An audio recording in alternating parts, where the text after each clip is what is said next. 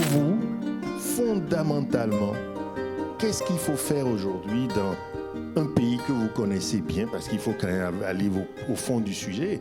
On a des élections qui vont se passer prochainement dans un pays que vous connaissez très bien. Qu'est-ce qui manque aujourd'hui pour que les citoyens, parce que l'éducation des citoyens, la prise en compte des citoyens, le respect de la personne humaine, si je résume ce que je viens de dire, soit prise en compte pour que cette élection se passe bien et soit une élection vraiment où l'intégrité électorale se passe? Merci. Merci. Je voudrais dire deux petites choses. En tout cas, merci à notre frère Dogui qui nous a fait partager une belle expérience. Je voudrais dire deux choses principalement. La première, c'est concernant la responsabilité. Mon copanéliste a parlé, il a nommé cela l'éducation. Je suis parfaitement d'accord avec lui. J'insiste là-dessus parce que c'est quoi? Frère, nous tous qui sommes là, si vous regardez très bien, dans l'un des tout derniers livres que j'ai écrit, Afrique, Liberté, Conditions pour une Afrique libre et émergente, qui est sorti en 2019 aux éditions universitaires européennes à Berlin. Là-dedans, j'explique notre responsabilité en tant qu'élite, en tant qu'intellectuel, en tant que cadre. Parce que, tenez-vous bien, quand dans les villages, les populations se battent à cause de la politique, là, c'est la faute à qui? C'est nous.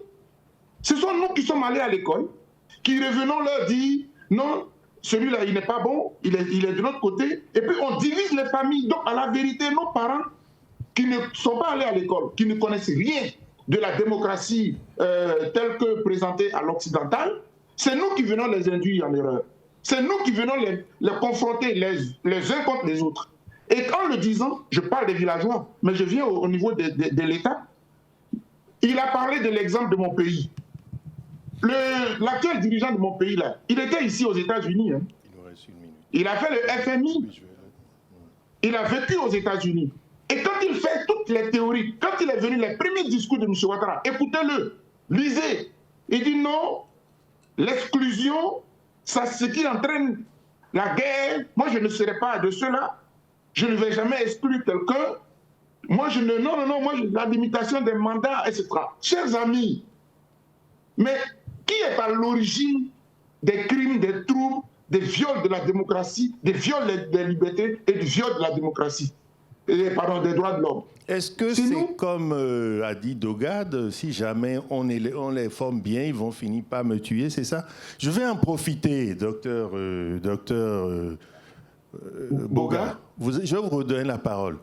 Mais concentrons-nous sur le sujet, parce que là, je ne veux pas faire nommer quelqu'un. Je voudrais que vous nous sortiez d'ici avec, la conclusion. Si demain matin, vous devez vous remettre dans la rue d'Abidjan, de Yamoussoukro, de Dimbokro, de Odiéné, qu'est-ce que vous allez dire aux hommes et aux femmes pour qu'elles se sortent, pour qu'elles reprennent la vie, pour qu'elles reprennent leur affaire à elles? C'est ça, réfléchissez 2 secondes, je reviens à vous dans 3 minutes. Pendant ce temps, non mais je reviens à vous, mais réfléchissez, je vais vous donner la parole, promis, parce que j'ai besoin de vous. J'ai foi en vous, non, pas de souci. Oui, pendant ce temps, j'ai la chance d'avoir en ligne M. Alioune Tine. Alors lui, c'est un grand expert du Sénégal. Et ce pays a été longtemps un modèle, et parce que les Sénégalais ont fait des choses. M. Alioune Tine, le Sénégal vient de loin quand même. Le Sénégal, personne ne donnait cher du couple qui est... On parle de couple présidentiel aujourd'hui parce que entre un Diomaye Faye et puis... Bon, du duo, comme vous voulez. Du duo qui est au pouvoir, mais ils sont passés par la prison, ils sont passés par tout pour les empêcher, et ils sont là. Cette expérience-là, comment le Sénégal a pu travailler pour être aussi résilient, c'est de ça que je veux vous entendre parler sur la démocratie et l'intégrité électorale. Merci, c'est une très bonne question. Je pense que nous devons effectivement ces résultats au fait que les Sénégalais, dans leur propre culture, ils valorisent la résistance. Très bien. Les Sénégalais valorisent la résistance, ce qui fait que quand vous êtes dans l'opposition, en réalité, vous n'êtes pas vu par les populations tout le temps comme un paria. Maintenant, pour expliquer ce qui nous est arrivé au Sénégal, il faut aller aux élections de 2019, quand Macky Sall devait préparer sa première réélection.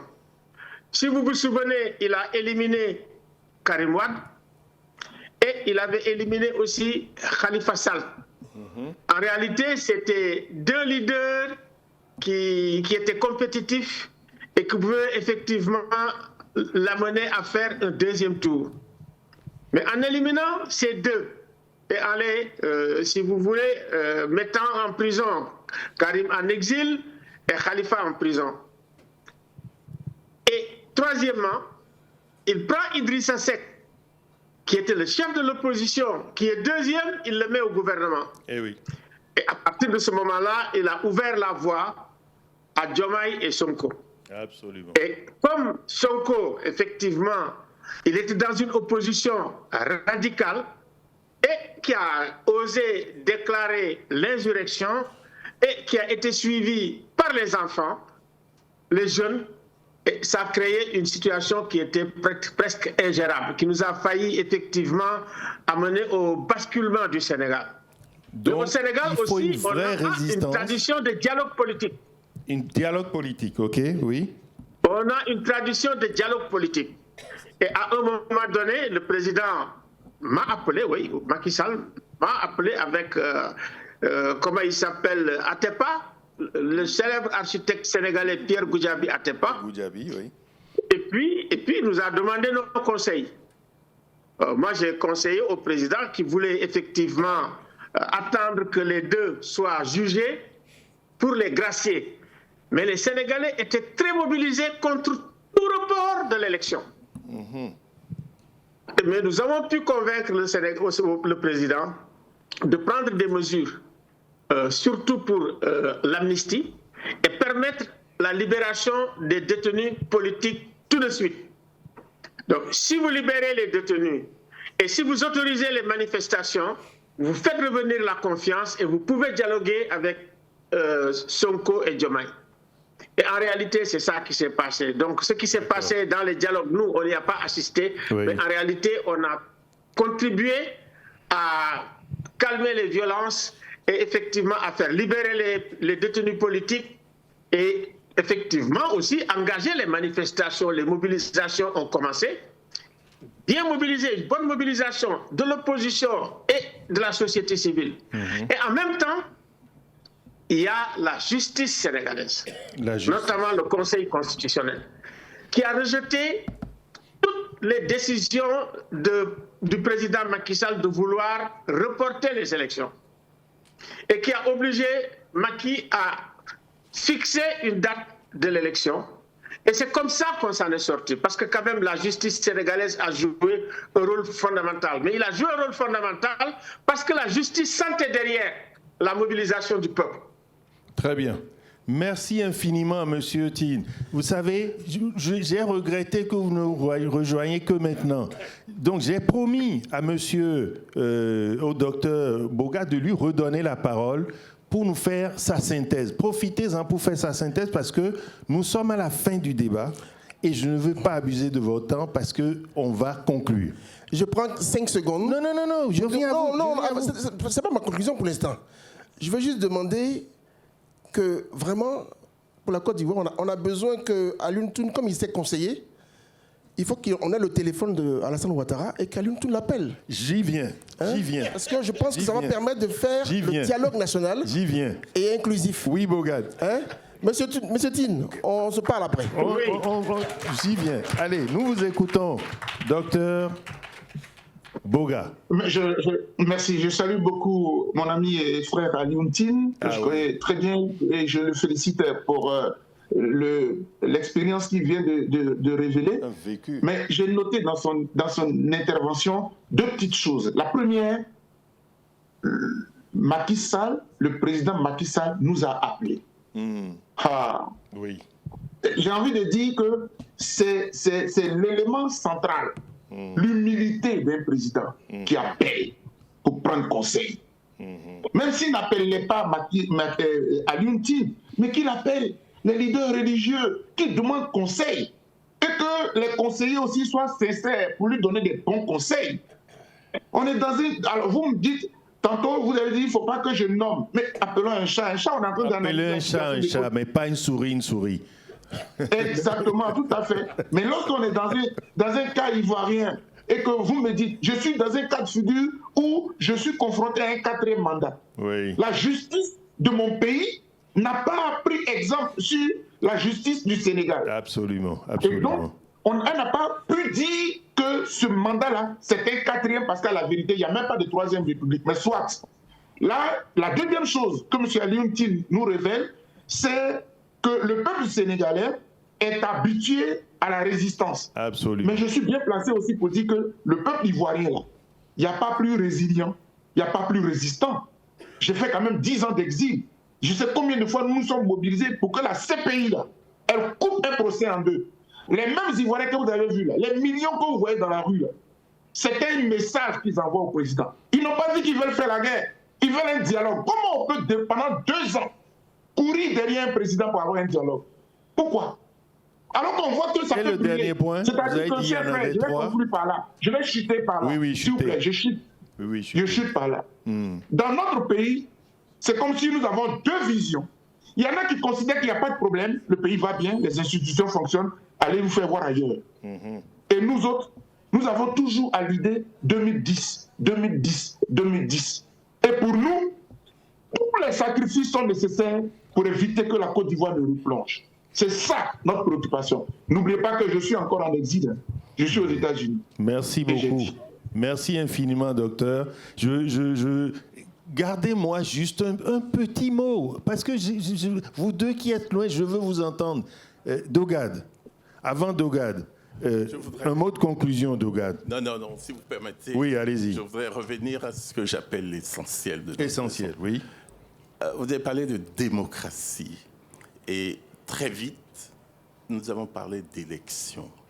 Et c'est là où j'ai réagi. Absolument. Et je continuerai à réagir en disant, ne limitons pas la démocratie aux élections. C'est noté. Et je poursuis en disant, si nous devons trouver un mot, et je fais tout pour rejoindre mon copanéliste, qui a parlé des droits de l'homme. Oui. Le droit le plus important, qui est au-dessus de tout, c'est la liberté. La liberté, oui. Et quand, par moments, j'ai cru entendre le mot élite, la Constitution, ceci et cela, j'ai dit attention, où allons-nous? Où allons-nous? La chose publique. Elle appartient à tout le monde. Elle appartient à tout le monde. Absolument. Et dans la liberté, il y a 2 formules, 2 faces. C'est les droits et les devoirs. Merci beaucoup. Merci. Et ce sera votre mot de conclusion. Absolument. Dogad, mot de conclusion. Je ne peux pas être avec les entrepreneurs, avec réseau d'entrepreneurs dans 52 pays, sans parler de cet aspect-là. Aux États-Unis, première puissance jusqu'à présent mondiale, exemple de démocratie érigée à la face du monde. Quand le président de la République a été élu, il a décidé d'un trait de plume, parce qu'il considérait qu'ils étaient mal employés, d'arrêter, par exemple, toute l'aide au développement, toute la structure du CDC pour la santé. Une décision d'un homme. C'était un pouvoir centralisé. Ce faisant, ça met en balle des pans entiers de programmes de par le monde. Pourquoi j'en viens là? Pour dire qu'il y a dans la démocratie, pour pouvoir atteindre, on a parlé d'éducation, il faut aussi que les gens soient libres. La liberté, oui. Le père fondateur, Fouboyi, nous on l'appelait père fondateur, Nana, disait l'homme qui a faim n'est pas un homme libre. Et donc vous allez pouvoir manipuler des peuples s'ils n'ont pas l'essence et l'essentiel. Et donc le développement, la démocratie, elle tient aussi au développement économique et social. Elle tient aussi à la manière dont un père de famille, une mère de famille peut subvenir à ses besoins et ceux de ses enfants. Sinon, elle est prête à tout pour pouvoir sauver ses enfants. Développement économique. Donc je pense que tout ceci va de pair. C'est vraiment c'est pour cela que je milite beaucoup pour tout ce qu'on appelle le local content. Bien sûr, je pousse des investisseurs asiatiques, émiratis, européens à venir en Afrique, mais avec l'exigence que ça passe par des entreprises locales. Merci beaucoup, Dogad, pas les entreprises locales. Monsieur Tine. Oui. Monsieur Tine, je vais vous laisser le mot de conclusion parce que nous n'avons plus beaucoup de temps. Et comme vous avez fait l'honneur d'être là, donnez-nous vraiment votre mot de conclusion sur ce thème qui est démocratie et intégrité électorale. Nous vous écoutons, Monsieur Tine. Bon, merci beaucoup. Moi, ma conclusion, c'est qu'il faut comprendre que la démocratie, c'est un peu la marche vers l'égalité des conditions. Ça, c'est très important. Le principe d'égalité est au centre même de la notion de démocratie. Et la démocratie a plusieurs fonctionnalités. Bon, la première, c'est en réalité la sélection. Ça veut dire les élections. La deuxième, c'est la représentation. La représentation de la nation. C'est pour ça qu'on parle de démocratie représentative. Troisième, c'est la délibération. Les délibérations, c'est important. Les dialogues, les échanges, mais également dans la tolérance et le respect effectivement des minorités. Il y a la surveillance. Parce que si vous avez des élections, mais il faut observer les élections. Si vous avez une démocratie, il faut qu'il y ait des chiens de garde pour dire que ça va, ça ne marche pas, etc. Une société civile. Il faut une opposition. Il faut un parlement. Et enfin, c'est pour dire que la démocratie, ce n'est pas seulement les élections, mais également c'est la participation. Mais comment organiser la participation des citoyens à ce qu'on appelle les politiques publiques? Pas seulement la participation, mais du début jusqu'à la fin. Comment les organiser? Il me semble que c'est cette étape-là qu'on appelle la démocratie continue. Merci effectivement, bon, dans la plupart de nos pays, on est en train d'expérimenter la démocratie participative, en donnant la parole à tout le monde, en essayant même de démocratiser, si vous voulez, la démocratie avec les langues nationales qui sont utilisées. Ici aussi, ce qui a créé la culture démocratique, c'est les langues nationales. Aujourd'hui, dans les débats politiques au Sénégal, on utilise plus les langues nationales que le français. Ça permet effectivement vraiment justement, voilà, de partir d'en bas pour aller vers le haut. Ce n'est pas seulement une question des élites, mais c'est une question d'inclusion, de liberté fondamentale. On a parlé de dialogue, de contrôle, de tolérance. Et nous aussi, ce qui nous a sauvés aussi, je ne l'ai pas dit, c'est les religieux. Hein. Les confréries religieuses jouent un rôle éminent au Sénégal. Elles sont partie prenante de la société, donc tous les éléments... Elles sont partie prenante de la société et permettent de mettre des balises. Voilà, les frontières à ne pas franchir. Merci Moi, infiniment. j'ai beaucoup travaillé en Côte d'Ivoire. Hein. Merci infiniment, monsieur. Nous allons prendre vos coordonnées et tout faire pour que le président Alassane Ouattara et puis plein d'autres dirigeants africains s'inspirent du bon conseil que vous avez donné à Macky Sall. Mesdames et messieurs. Alassane Ouattara me connaît bien. Hein. Ah bon, raison de plus pour l'encourager à écouter vos bons conseils. Je vous en remercie, je suis merci prêt infiniment. Et disponible. L'heure qui nous avait été impartie est terminée et on l'a même dépassée parce que le sujet en J'ai pas de mot de fin. J'ai pas de mot de fin. Ah, bon, allez-y, un mot de fin alors. Un mot de fin. Non, il y a une violation. Allez, non, il n'y aura pas. Un mot de fin alors, un mot de fin. Non, je voulais juste dire que à la suite de Alioune Tine, les droits de l'homme sont là pour surveiller la démocratie.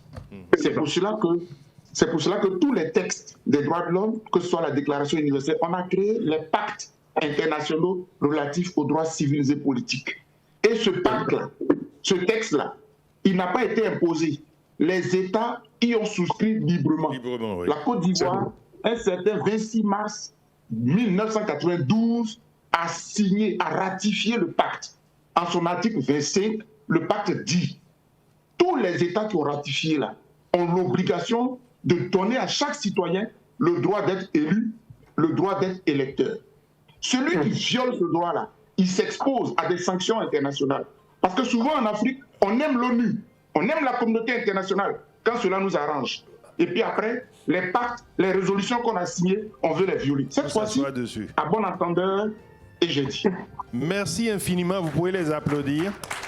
En conclusion, donc, si je fais 2 secondes de résumé, la démocratie, c'est une marche.